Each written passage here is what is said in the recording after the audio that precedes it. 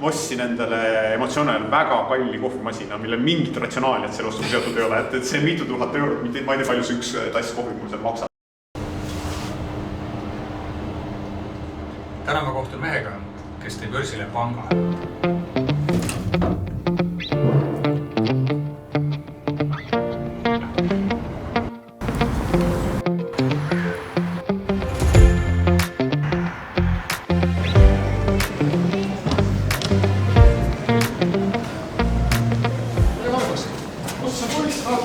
Keset reedest päeva nagu kõnnitsin niimoodi börsi käigus. Mulle kõnnitsin, mõtlen, kuidas aktsiahind tõusma hakkas. Ma eelmine nädal aktsionäride koosolekul lubasin, et aktsia hakkab tõusma.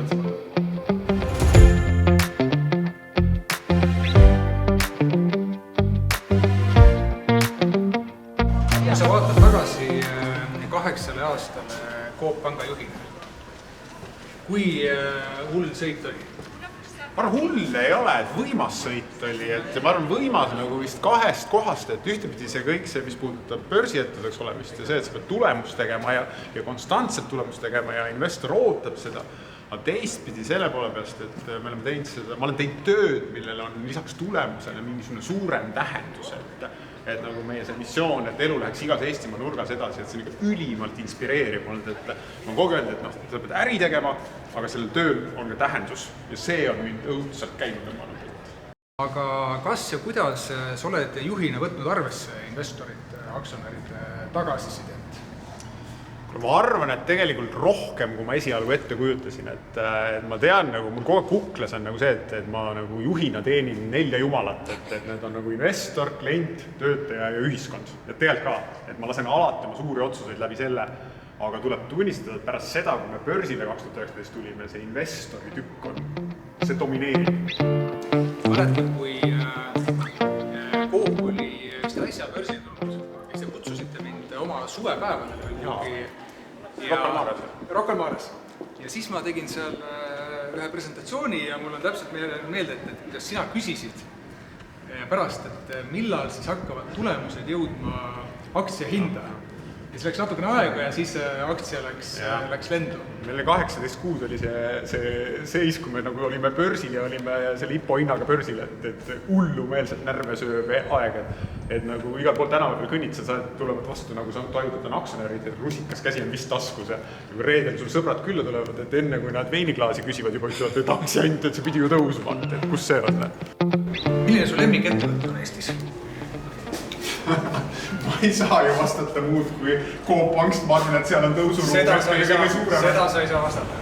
Ma arvan, et sealt edasi nagu tegelikult, et ma võtan aktsiaportfell ette ja vaatan, et mis siit vastu vaatab, et mul teine kodumaine L-tähega konkurents, et ma kindlasti uskusin Enefit Greeni, et sellega läheb nüüd arvestama, ma tõstsin oma portfelli juba Ignitisesse ümber, et see sektor ja sealt edasi ma arvan juba F-Tenix ja ütleme stabiilsemalt kinnisvaratootust, aga see tipp, sa ei saa olla pankur ilma, et sa ei usuks sellesse, et seal on potentsiaali, et 2 kodumaist panka.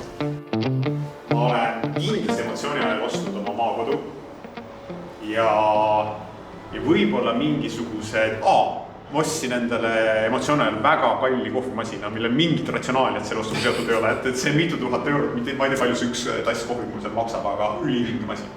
Need on mu emotsionaalsed investeeringud olnud, et börsil ma olen ratsionaalselt käitunud. Milline investor sa oled? Kuna ma olen 53-aastane, siis ma kindlasti täna ei erutu kõige asjade peale, et need erutused jäid sinna 20 aasta taha, et kui see 2008 oli see kriis, et siis kui mu pool portfellist ikka ära kadus, et siis mul oli ikkagi nagu närviline olukord. Kui täna turul kukuvad, mis sa teed siis? Ma vaatan, aga külmaks ei jäta, aga ei üldse haiget ei tee. Kui sa nüüd pangajuhi ameti maha paned, mis on need 3 asja, millele sa hakkad rohkem aega pühendama? Kaarel, see on nüüd esimene küsimus täna, et millele ma suudan suht tulistavalt vastata, et ma olen mõeld sellele, et esimene asi, lähen jõusaali. Pole kunagi käinud, ma olen vihanud oma arust seda, et olen jooksnud ja ujunud, aga targad inimesed räägivad, et minu vanuses lihastoonus väga oluline, võtan käsile. Siis teiseks, lähen oma maakodusse, võtan oma kiviaia, laon uuesti, sest 9 aastat tagasi sai ta kiiruga ligade lobade laetud, nüüd teen uue, loodetavasti parema. ja kolmandaks, et viimased aastad kõvasti tööd tehtud on sõbrad, kellega ma enam ammu ei ole väga tõsist kontakti omanud, et otsin nad ülesse ja loodan, et nad on alles. Tuleb nagu plaan.